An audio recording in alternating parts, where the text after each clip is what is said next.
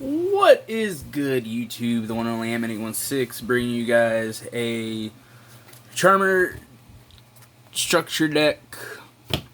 Fun deck. This is not competitive by any means. There's a lot of things you can do to make this deck competitive. You don't even have to be uber stupid expensive, but it's just fun and messing around with it. And it's quirky. By no means is this version competitive, and I'll kind of point out the cards I put in just for the lulz. But so we're just gonna be profiling a main deck. The extra deck, you could play 2 of each of the Charmer monsters, and then you could play literally, or you can just play the one of each, and then you could play 11 other extra deck link Exceed monsters. I'll kind of explain, but it's player preference for this fun deck. This is to be just not competitive, say the least, and just have fun with your friends. No hand traps at the current point because this is just fun. It is built to kind of toy with people who do play hand traps, and we're just going to get into it. So the first monster is Awaken of the Possessed, the Furzer Archfiend. It's a monster reborn, and then the beauty about all 4 of these monsters, the Gigabyte,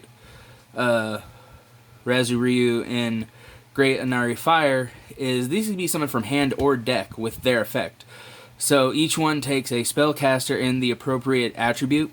So this is a spellcaster in Earth, spellcaster Water, spellcaster Wind, spellcaster Fire. This one would bring back a level 4 or lower monster from graveyard, but it negates its effects.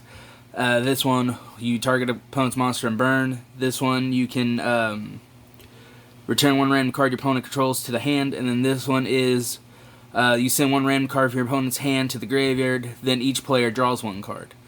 So they're all 2,000 attack, 200 defense, level 5, so that can lead you into some rank 5 plays, and other kooky shenanigans, and the fact that if you combo off right, you could summon 2 to 3 of these in the same turn. So there's that. And then the start of the spellcasters of 1850, because that's why I kind of been messing around with this deck. I play 1 water, 1 fire, 1 wind, 2 Asa, and then Win the Wind Chandler. So these are just vanilla monsters essentially for the deck. You don't really ever use their summoning effect. There's a few interactions where you can dump this to the graveyard and then bring it back as another level 5, or even use to trigger its effect.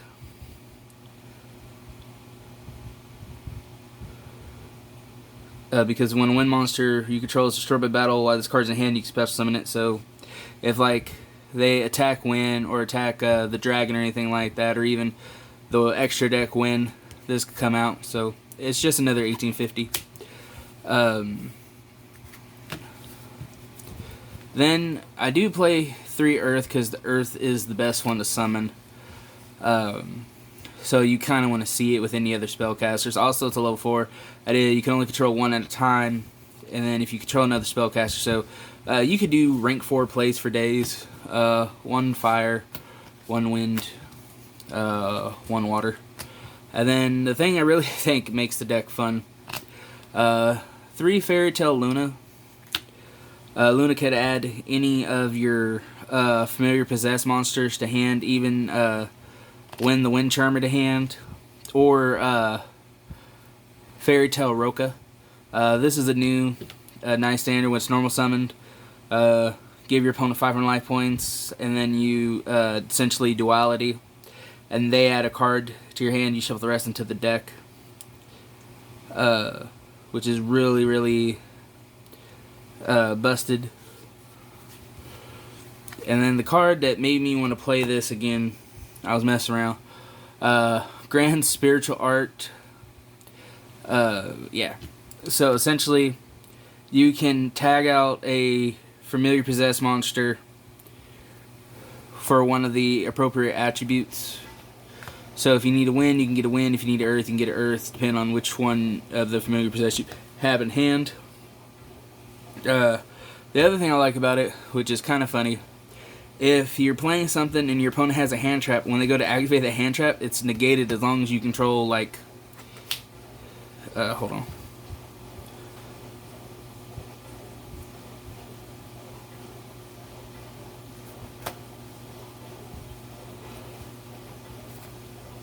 Yeah, you have to control like a familiar possess because it has to have 1500 defense. Sorry for the long pause there. I want to make sure that I get the information right and accurate. So yeah, if you happen to have a familiar possess on the field or anything with 1500 defense, the fairy tale monsters will not work, but the familiar possess monsters will. Then you can negate their hand traps. So that is pretty darn funny. And then they have the hard ones per turn where you can switch out the familiar possessed monster from the hand to, so if you have Aussie, you can switch out and add that to hand. 3 Spirit Charmer. Discard 1, take 2 cards from the deck, so you can sell a spell trap and add a monster to hand, or vice versa. Summon a monster or set a monster, add one to hand, but typically you're going to set a spell trap and add the other to hand. Just 2 Awaken Possess. It's only good to have like 1 on the field. Each of your monsters with different attribute or gains 300 attack for each attribute, so this is just Tag Beater. And then when you normally special summon a monster with 850 original attack, you can draw 1. So the Fairy Tale monsters will trigger this to where you can draw a card, so it adds synergy to your little draw factor. 3 Fairy Tale Tails. Extra normal summon, so you can spam the field with the Fairy Tale and familiar possessed monsters. And the first time that monsters that would take battle or effect damage, controlling a spellcast monster with original 1850 attack takes no damage. And because we do play a lot of spellcasters, do play triple spellbook and knowledge, I will admit that I kind of want to increase the familiar possess count, but because like if you summon this one, use the effect to bring back the monster, then you could use this to send the monster back to graveyard to draw 2 cards. So it's just fun. It's one of the cards you can play around with, and this by no means is a good deck. You can play around with it. Also, you can turn your Fairy Tales into draw 2 cards if you need to. And for traps, 3 Solemn Warning. Self-explanatory. 3 Possessed Partnerships. Special and spellcast monster with 1500 defense from your hand or graveyard in attack position or face down position. Then, if you control monsters for 2 or more different attributes, you can destroy 1 card, so it's a 2 for 1. And then you can banish a card from the graveyard to 1 possessed